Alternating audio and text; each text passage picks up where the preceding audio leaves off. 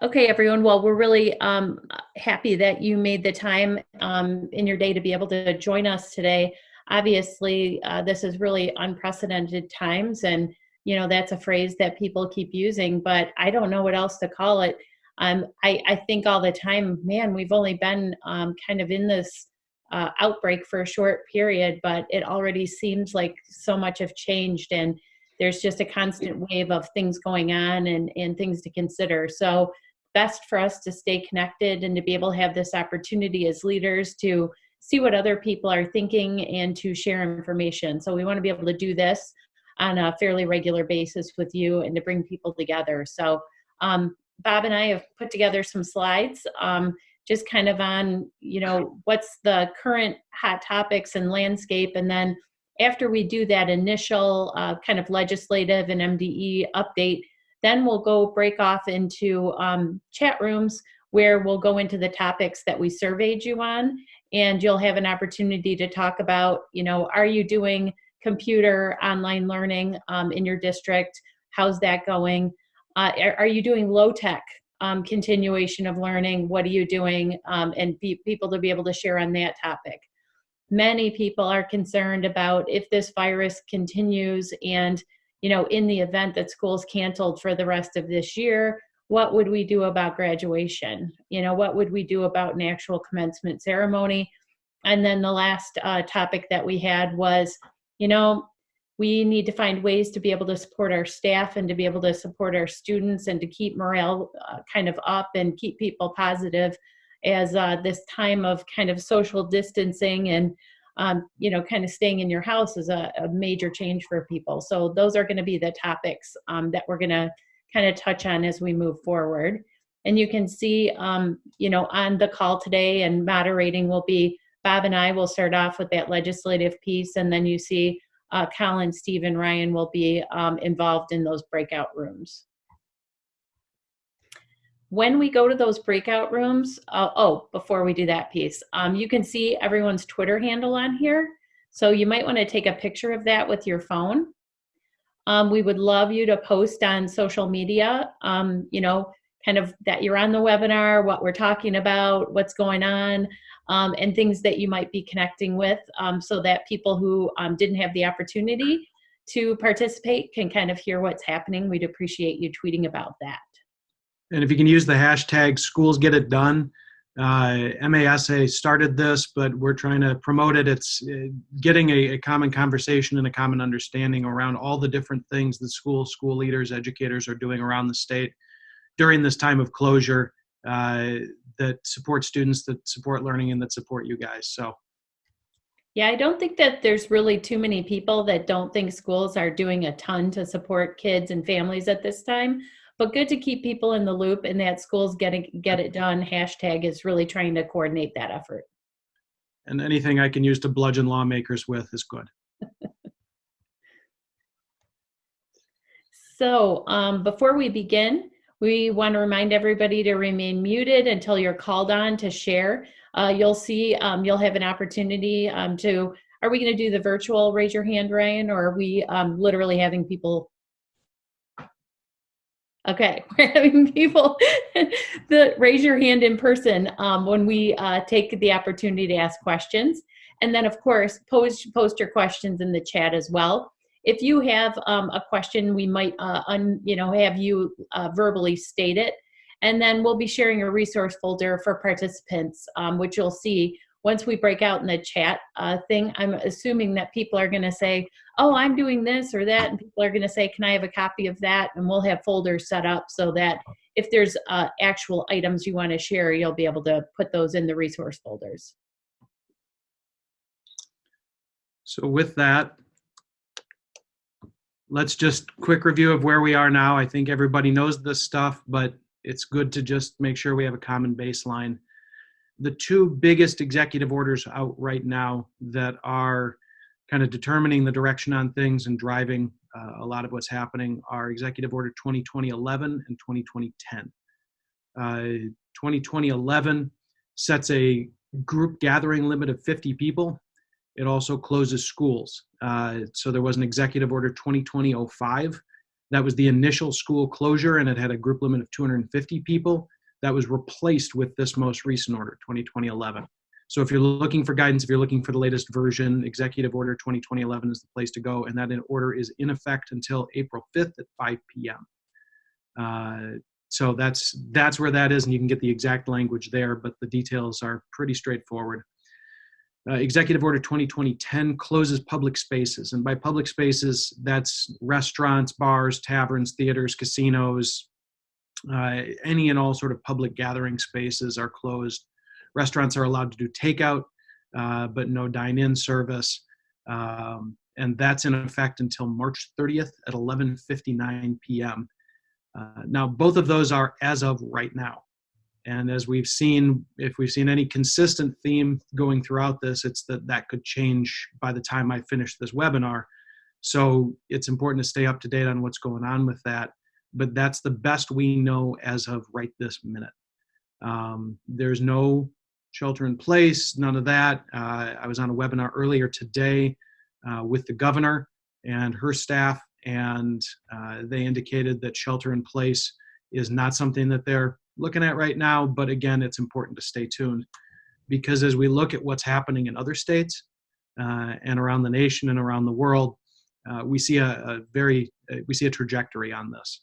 Right, Kansas has already closed all of their schools for the rest of the school year. California could be next. Others could follow that.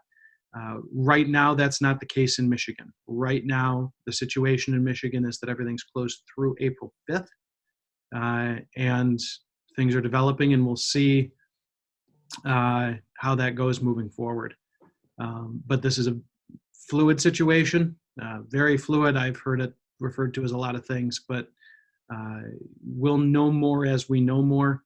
But for right now, just do the best you can, planning with what is. So Bob, go ahead. Can I chime in there just Please. for a minute? If we go back to that slide about the 50-person rule, one of the things that, like the president has recommended really that you're keeping your gatherings to 10 people or fewer. And that's not a mandate.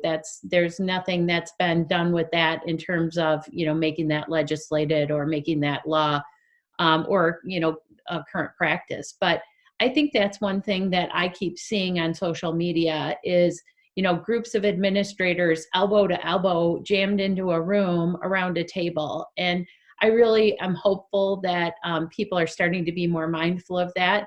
The idea of social distancing, if you absolutely have to meet as a team, we should be sitting at tables that are spread apart from each other, which I know is a little bit of an odd feeling, but definitely in terms of the safety factor, that would be better. Virtual meetings even better than that.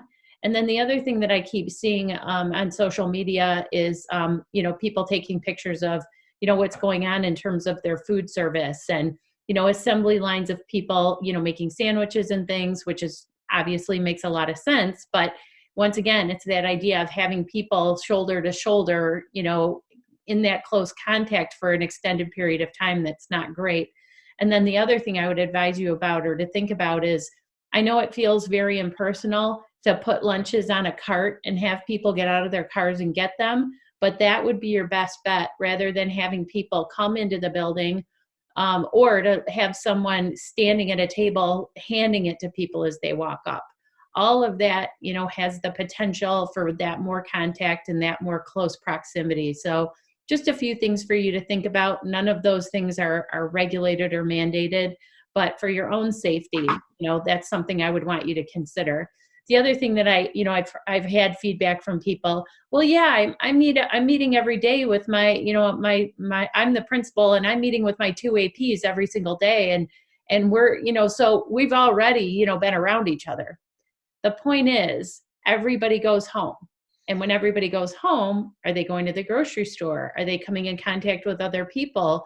Do they have somebody in their family who just, came back on a plane? And so it's an everyday thing. And I know this is an evolving and a new reality, but the idea is you want to try to really space yourself from people and keep that contact to a minimum as much as possible. So it would be horrible if a whole leadership team, ended up being compromised or infected, there's just a lot of potential for that. So all things just to think about.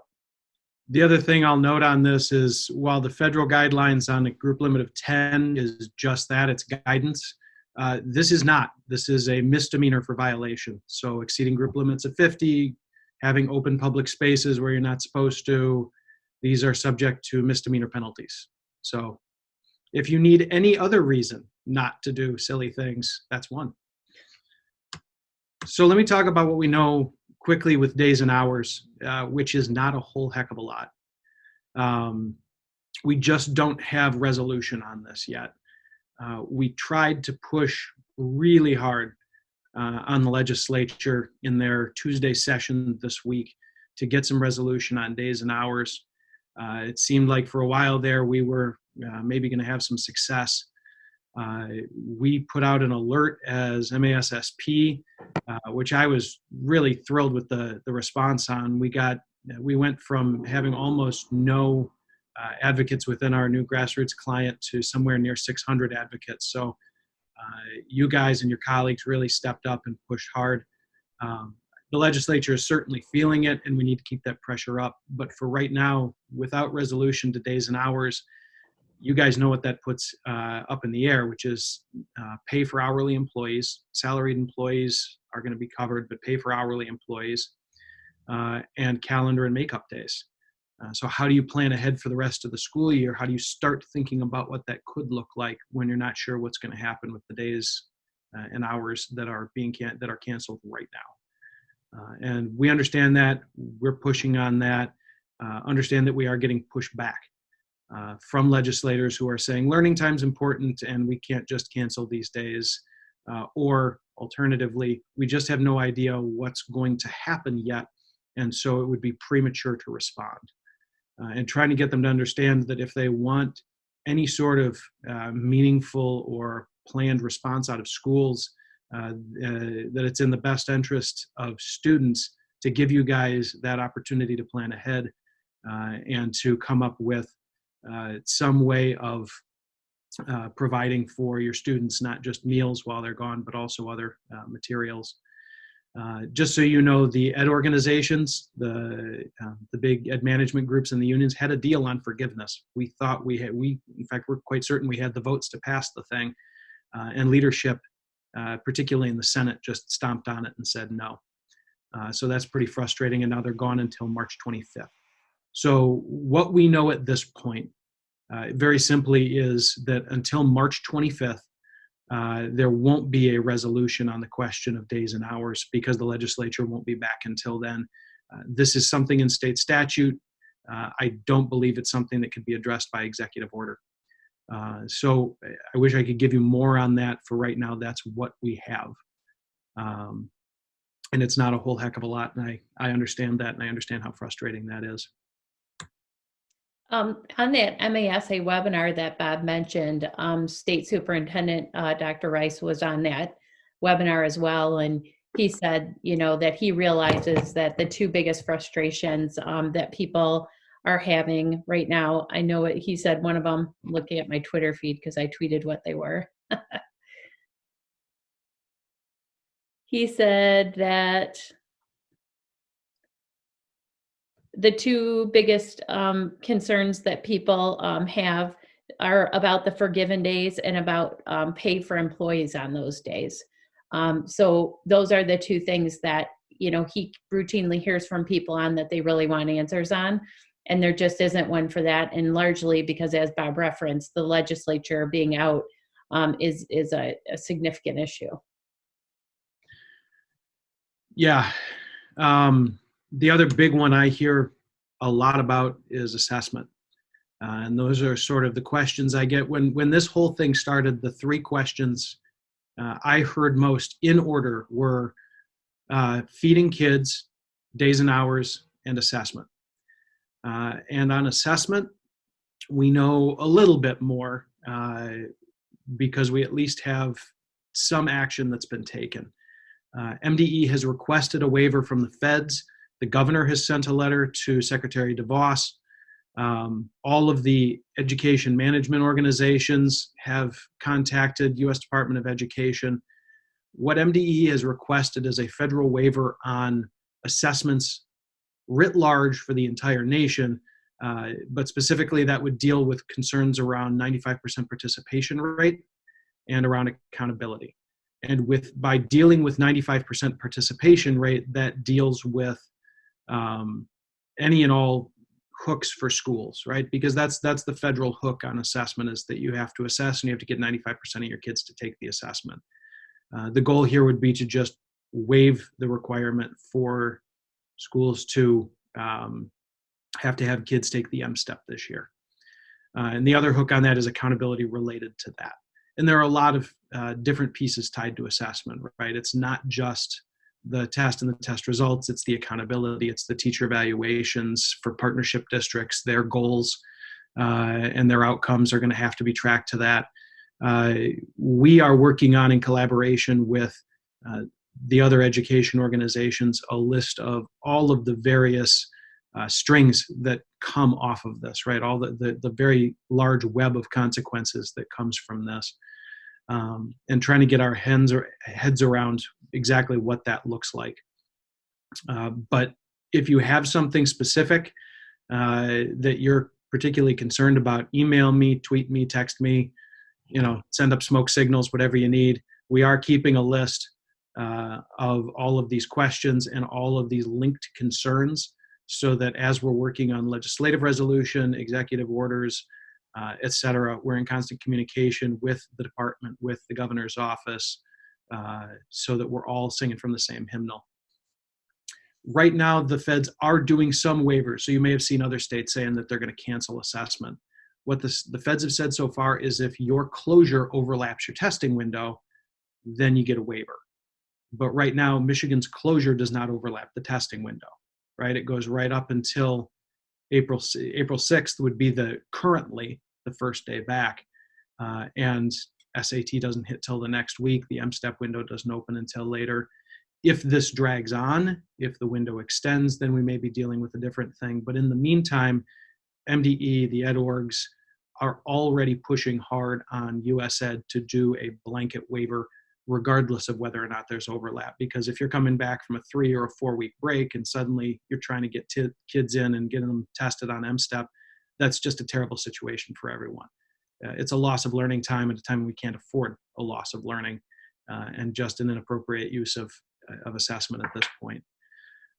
As Superintendent Rice said, and I've heard him say this multiple times, testing is simply the wrong focus right now. With all the other supports we need to provide for kids, testing is just not the thing we should be doing. So one of the things that we've thought of that's really, still a potential is, okay, so we, certainly don't want, assessment at any grade level to be part of teacher evaluation and to be part of accountability. But at the same point, the one piece that we do think might be important is to still allow to provide the opportunity for students to take both PSAT and SAT. So our desire would be for the department to say that there's no participation number that you have to hit with that, and that, it's not going to be part of accountability, but we want kids to have that opportunity moving forward. So we have made that our opinion on that known, but we'll just see what happens, because obviously it will certainly depend upon when we come back to school. And that's ongoing, right? So MDE has already reached out to the College Board. They're already working on possible options and scenarios. That's something that's under consideration. We don't know yet what that looks like because, frankly, who had a backup plan in place for global pandemic? So that's what we know to this point. Again, it's not much, but as I see a couple of folks chiming in on the chat, yes, making sure that kids have access to the SAT is something we're trying to keep mentioning as this moves forward, because so often, and you guys have been around long enough to have seen this, you get knee-jerk reactions out of Lansing, right? They immediately just want to, we need to waive this, waive that, and they, try to kill a mosquito with a cannon, and it doesn't end up well for anyone. So we will continue to advocate on that moving forward. So I saw in the chat that somebody posted, the College Board said they aren't shipping materials, but then you're getting an email saying that the items have shipped. So I will look into that and see what's going on. It could just be crossed wires, like a shipment was, told not to go out, and some maybe already were scheduled and are already heading your way. So I'll find out what's happening with that. Bob, did you have a separate slide? I don't remember, for advanced placement. I do not have a separate slide for advanced placement. So I'll just talk about that real quick since we're on the topic of assessment. A lot of people, counselors actually started contacting me about this, like pretty much the day that we announced the shutdown. Some counselors were checking with the College Board about potential cancellation for AP tests, and if they decide to cancel, because we're not in school, what would that mean? And the College Board's initial response was, well, you'd still have to pay a $40 per test cancellation fee. Well, obviously that seems a little unreasonable. So I know that I have certainly made my voice known on that, as has MDE. So I'm hoping for a resolution on that. But as of right this second, that's where the College Board is on it. And we've been sending those COVID daily updates. And the last one that you received yesterday, at the bottom, there was a link to the College Board Advanced Placement website where they're posting information. And another thing that they have posted as well, which is a good thing, is resources so that students who are in advanced placement classes can keep preparing for their test. So there are some really good pieces that are online. So just want you to know about both of those.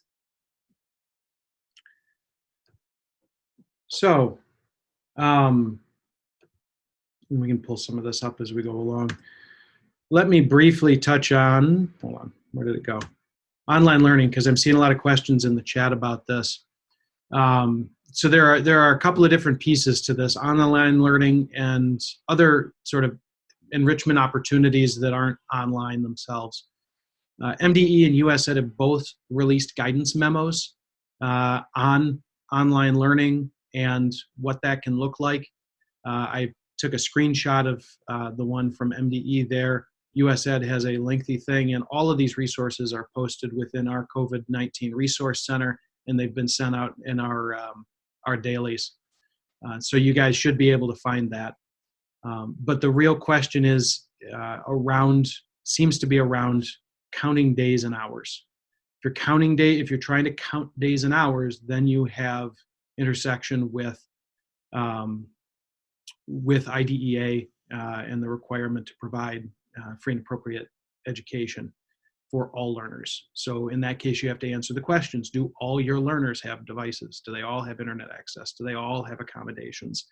And because, as Dr. Rice put it earlier today, there are 842 LEAs in the state, and this is going to take on 842 different looks.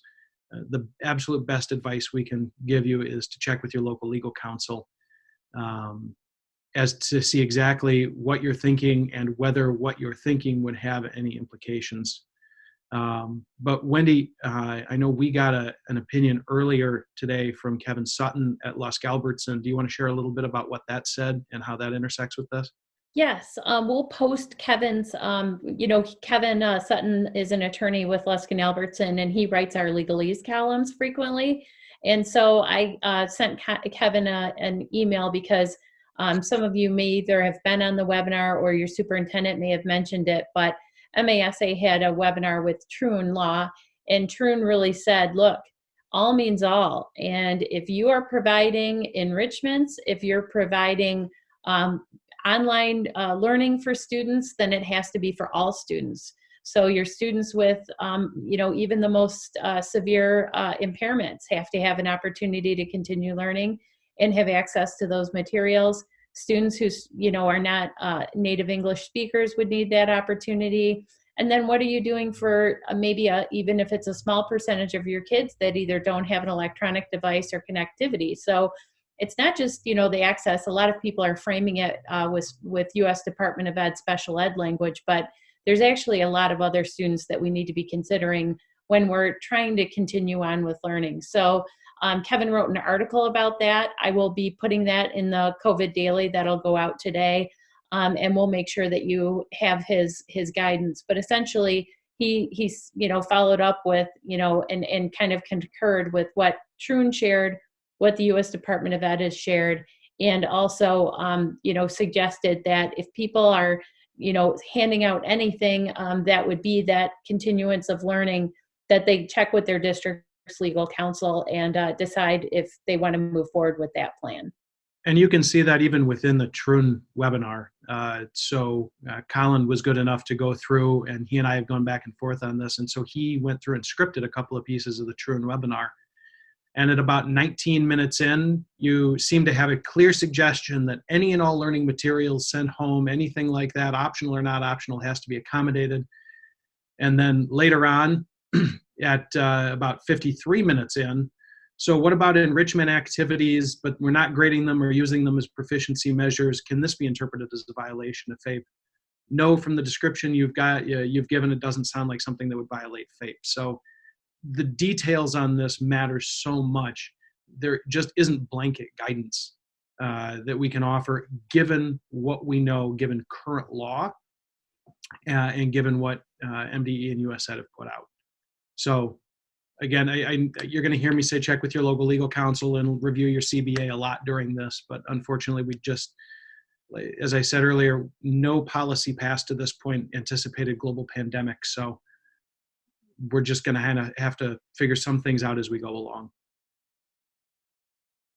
I also have seen some questions going through about teachers and what do you do with teachers at the end of the year if they're teaching during this time? You're expecting them to deliver instruction, and then what if we have to tack days on at the end of the year? Yep, I hear you. It's part of the reason we're pushing so hard on forgiving days and hours, so that we could have a little bit more certainty and planning on this, but we don't have that. The absolute best advice I can give you is to check your CBA. If you're trying to count online learning as days and hours, then you've got a much higher bar you've got to get over as far as access. If you're just doing it as enrichment supplemental, that's a different consideration. So check your CBA. And Bob, you've thrown out CBA. What is CBA? Sorry, CBA, Collective Bargaining Agreement. Right. Your union contract. Sorry, acronym world. There are a lot of acronyms that you guys know that I don't. This is one I might know that you don't. So, I've been watching the chat box, but on the topics that we've hit thus far, does anyone have a question that we haven't addressed? I did see that someone responded about getting those automated emails that the materials have shipped, that they did speak with someone at the College Board who reiterated and said, hey, that email went out in error, you're not going to receive the shipment. So somebody shared that. And then additional information about things that are on the College Board Advanced Placement website have been posted in the chat as well. Okay, we'll move forward. Thanks, Bob. Sure. So School Meals 101, this slide, and I'm sure we can make this slide deck available, but in 5 bullets, this is everything I think you guys would want to know about school meals, which is that Michigan has an approved waiver for non-aggregate feeding. Sorry about that. Hold on. There we go. Michigan has an approved waiver for non-aggregate feeding, that is feeding people that aren't all together in the same place. You can serve any day of the week, including weekends. It's approved through April 5th and includes spring break if your spring break is within the mandatory shutdown period. You can send home meals. You can send home meal components. You can send home shelf-stable food, as long as it can. I do believe it has to contain. It may contain USDA food commodities, and you can do up to 2 meals per day, as long as you're not serving lunch and supper in the same day. So pretty wide open. They took the lid off this almost entirely and said, do a lot of things. Now, I've heard some folks are running into problems with supplies. They're not able to get approved food stocks. MDE is working on an additional waiver to take care of that and make sure that you can substitute between food groups. So expect more in the next day or so, but on the webinar I was just on before this one, Dr. Rice answered a question like that by saying, basically plan on us getting the waiver. It seems almost certain and any day now. So as far as school meals go, I didn't figure you guys would want to go too deeply in the weeds, but this is sort of the 5 the 5 sentences version of school meals right now. And along those lines as well, I heard on a different kind of one of the original food service webinar meetings that I was called to. There were places in the state that were saying they were having a difficulty getting milk to meet those guidelines. And the MDE has really helped to coordinate to be able to get milk to places where it wasn't available. So if your district is experiencing that, MDE does have locations and places where they know milk is available, and they'll help to get that to you. If anybody is having trouble figuring out where to get food, there's a giant map with all the feeding locations labeled, and you guys can zoom in. All of this is being covered under the umbrella of the summer food service program. So that's the structure that's being used to organize that. Fortunately, that program is already in place and something that we could just piggyback on. So go to that URL and you can find this giant map of all the places in the state where you can get food during the shutdown. So Bob, because we're still on the topic of food, Katie Walters said, I was just on another webinar that stated that federal laws have been lifted and 3 meals can now be served at one time now. Is that true for Michigan as well? That might be one of the waivers, but I'm not sure. It may be, and I'm not certain. The information I have came off of MDE's website yesterday as of about 4 or 5 o'clock. So it may have changed, right? It may be the subject of, there are 3 different food waivers that MDE has applied for. That may be one of them. So I can't speak to the number of meals per day as of this second, but as of 5 o'clock last night, I'm pretty certain this was the rule set. Fair enough. Real quickly, student teachers, MDE sent a memo to EPI, Education Prep Institutions, sent a memo to all their deans telling them that their programs have flexibility to arrange temporary placements, to provide virtual experiences, to implement alternatives to student teaching. They can also waive the required contact time if all the other requirements for graduation are met, and they are urged to support student teachers hurt by the closure. So there's a lot of flexibility that the unis and colleges have to respond to this. They've been given not quite carte blanche authority, but pretty broad authority to make sure that student teachers aren't getting dinged by this. So if you guys have student teachers in your building that are freaking out about this, this memo is, I believe it's up on the MDE's COVID website. You can find this, share this with them. The short answer is they've got to contact their university, but their university can and should be stepping up during this time to make sure that they're not going to get dinged by all of this. Anything you wanted to add on that, Wendy? No, I was really happy to see this come out. Obviously, with teacher shortage, the last thing we need is to hold up people graduating because they weren't able to complete their student teaching. Obviously, that would be really not good. So I thought this was one of the really proactive things I thought that came out of the department. That was kind of a non-emergency need in terms of food and things of that nature. So I was really happy to see that. So that's the end of the updates that we had prepared. And so we can kick it to breakout rooms, but does anybody have any other questions before we book up a large group? I've been following in the chat, and one of the things that I do think is important about that whole idea of providing enrichments versus continuing learning. The big thing I think really is that you're not like grading and collecting material and advancing kids through the curriculum if you're not doing that for all. I think that's like a really important sticking point kind of in making sure that you're in a good place on this. And in clarification to Paul's question, yes, you are continuing to earn MIPSER's credit during the closure.